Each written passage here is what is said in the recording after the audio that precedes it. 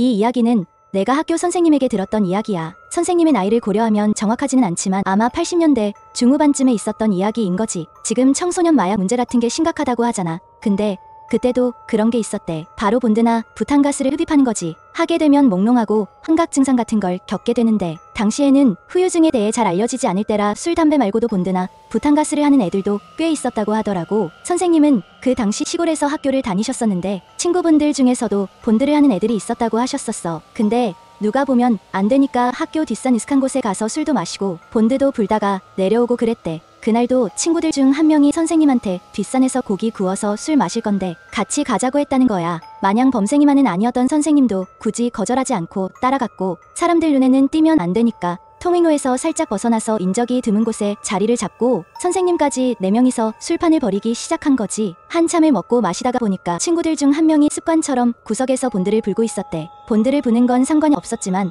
나중에 걸렸다가는 단체로 교무실행이었고, 당시 선생님은 대학을 갈 생각을 했었기 때문에 그런 문제에는 엮이기 싫었었던 거지. 그래서 차라리 좀 더 깊숙한 곳으로 자리를 옮겨서 남은 술을 마저 마시자고 얘기하신 거야. 주변을 대충 정리하고 숲속 안쪽으로 걸어 들어가고 있었는데 어디서 사람 우는 소리가 들리더래. 자세히 들어보니까 여자 울음소리였던 거야. 근데 다들 술을 먹어서 그런지 무섭기보다는 궁금해진 거지. 인적이 드문 숲속에서 여자가 울고 있는 게 너무 이상하잖아. 그래서 소리가 나는 쪽으로 다 같이 걸어갔는데 어떤 아주머니가 자그마한 무덤 같은데 앞에서 너무 서럽게 울고 계신 거야. 잠깐 주춤했지만 술기운에 아주머니한테 말을 건 거지. 아니해도 지고 있는데 위험하게 여기서 왜 혼자 계시는 거예요? 아주머니는 쳐다보지도 않고 그냥 엎드리셔서 계속 우셨대. 그러다 선생님이 아주머니께 말을 건 거야. 아주머니, 누구의 무덤이길래 이렇게 서럽게 우시는 거예요? 그제서야 아주머니가 고개를 드시더니 선생님을 쳐다보셨다는 거야. 우리 아기의 무덤이에요. 그 말을 들은 선생님은 더 의아하셨대. 왜냐하면 무덤은 보통 해가 드는 양지에 마련하려고들 하잖아. 근데 여기는 온통 나무로 빽빽하게 둘러싸여져 있어 앞뒤 구분도 잘 되지 않고 해가 전혀 들지 않아 낮인데도 되게 섬찟한 기분이 드셨다고 했거든. 아기가 많이 아팠었나 봐요. 선생님이 잠시 생각에 잠겨 있었는데 옆에 있던 친구가 말을 한 거야. 귀신이 우리 아가를 잡아가 버렸어. 순간 정신 나간 사람인가 생각했지만 무슨 사정이 있으셨던 거냐고 다시 물어본 거지. 그러자 아주머니는 말을 이어 나가셨대. 내가 남편 집에 시집을 오고 6년이 넘는 시간 동안 애를 가지지 못했어. 시간이 지날수록 나는 집안대를 끊어먹는 며느리가 되어버렸고 남편마저 무심해져 버린 게 느껴졌거든. 선생님네 무리는 하나둘 아주머니 주변에 둘러앉았고 남은 담배를 태우면서 아주머니의 얘기에 빠져들게 되었다고 해. 그러다 작년에 드디어 애가 들어서게 된 거야. 그 말을 하신 아주머니는 흐릿한 미소를 지으셨다고 해. 처음 몇 달은 정말 너무나 행복했어. 어머님이 장하다고 몸 관리만 잘하라는 말을 하실 때는 눈물을 참지 못했을 정도였거든. 근데 언제부터인가 꿈에서 아기 한 명이 자꾸 나오는 거야. 너무나 기괴하게 생긴 형상이었어. 왜 처음에는 무슨 야생동물이 아닐까 생각이 들 정도였거든. 눈은 흰자가 없이 검은 자로 가득 차 있어. 머리카락은 하나도 없는데 핏줄은 징그러울 정도로 튀어 올라와 있었거든. 근데 출산일이 가까워지니까 그 아기가 자꾸 나를 보고 엄마 엄마 하면서 걸어와.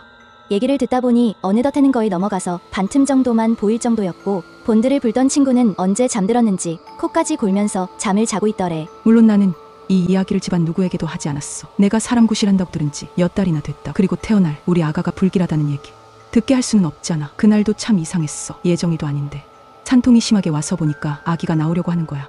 뭐가 그리 급했는지 9달을 채 넘기지도 못하고 밖으로 나오려고 했어. 양수가 이미 터져서 어머님은 급한 대로 동네에서 산파를 불러오시고 시간이 얼마나 지났는지도 알지 못한 채 계속 고통을 참고 있었는데 아기가 우는 소리가 들리는 거야.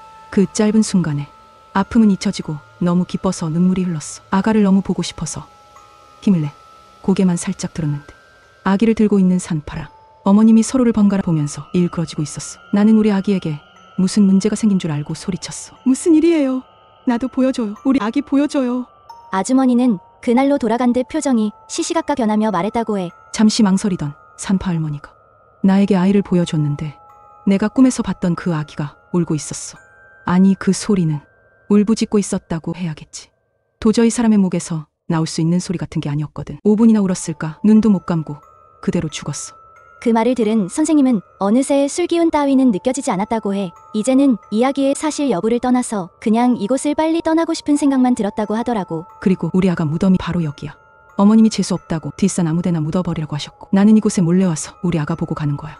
이야기가 마무리가 되어가는 것을 느낀 선생님은 자고 있던 친구를 깨우려고 하고 있을 때였는데 그래서 내가 우리 아가 새끼손가락은 몰래 잘라서 가지고 있어. 우리 아가 생각이 날 때 그때마다 꺼내볼 수 있게 몰래 서랍에 말이야. 히히히. 말을 하면서 선생님을 쳐다보는데 기괴한 미소를 짓고 있더래. 선생님과 친구들은 순간 소름이 돋았고 인사도 하는 둥 마는 둥 하고 그 자리를 도망치듯이 벗어났다고 해. 그리고 진짜 문제는 그날 밤이었대. 선생님이 꿈에서 자기가 방 안 책상에 앉아 있었는데 방 밖에서 애기 우는 소리가 들리더래. 무슨 소리지 하면서 방문을 열었는데 한 아기가 자기를 쳐다보고 있었다는 거야. 눈동자에는 검은 자만 가득하고 온몸에 검은색 핏줄이 소름 끼치게 도드라져 있는 그 상황이 너무 무서웠는데 선생님은 순간 그 아주머니 말한 게 떠올랐다는 거야. 그리고 아기의 손을 봤는데 왼손에 새끼손가락이 없었대. 선생님은 홀린 듯이 눈앞에 보이는 서랍 같은 걸 미친 듯이 뒤지기 시작했대. 이유는 알 수 없지만 손가락을 찾아줘야 할 것 같다는 생각이 들었던 거지. 제발 좀 나오라고 울먹이면서 찾는데 서랍 구석에 아기 새끼 손가락을 발견한 거야. 선생님은 얼른 꺼내서 아기에게 가져다 주니까 아기가 웃으면서 꿈에서 깨셨대. 근데 더 놀라웠던 건 같이 있던 친구들도 다 같은 꿈을 꿨다고 말했다는 거지. 방 안 서랍에서 찾은 애도 있었고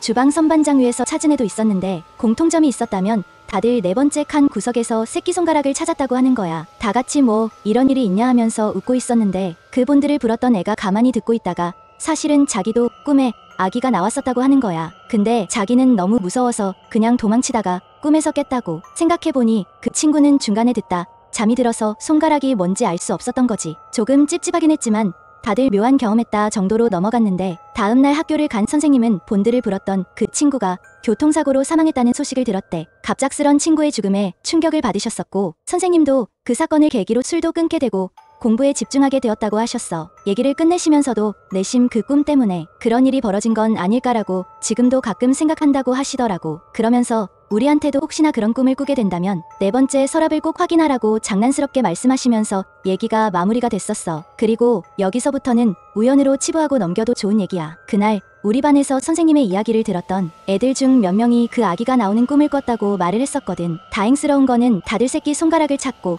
꿈에서 깼다고 말했었어. 처음에는 다들 장난으로 생각했는데 등교하자마자 굳이 그 얘기를 먼저 한 애들이 10명이 넘어가기 시작하니까 당시에는 진짜 반 내에서는 엄청 큰 이슈였었어. 물론 진실이었는지 아니었는지는 아무도 모르지. 혹시 오늘 밤 여러분이 꿈에서 그 아기를 보게 된다면 절대 서랍의 위치를 헷갈리지 말고 기억해주세요.